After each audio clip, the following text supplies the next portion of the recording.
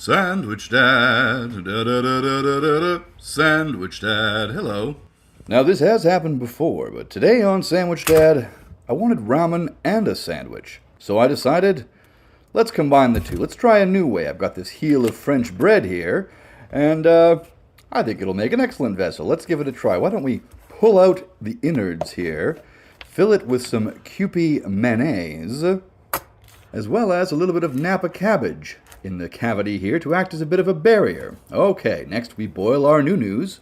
Then we'll empty our flavor paquettes with a little bit of boiling water, not too much, just to make it a bit of a dressing for the new-news.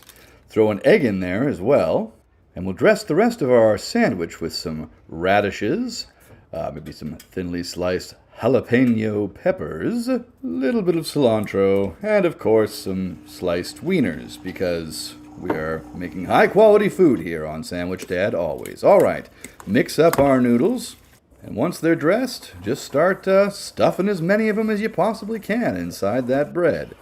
Pack them down nice and tight, and then we'll pour a little bit of the extra juice or dressing over top there. Looks pretty good. And finally, we're going to get our poached egg that was sitting in there.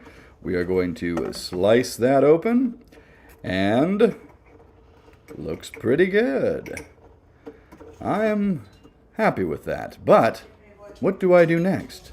Do I cut diagonally to reveal? That might be a bit messy. Yeah, okay, sure. Let's do it.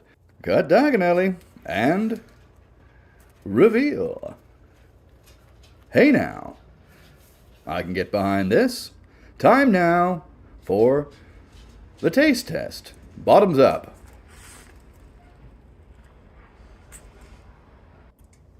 That's pretty good. Hard to stay away, actually.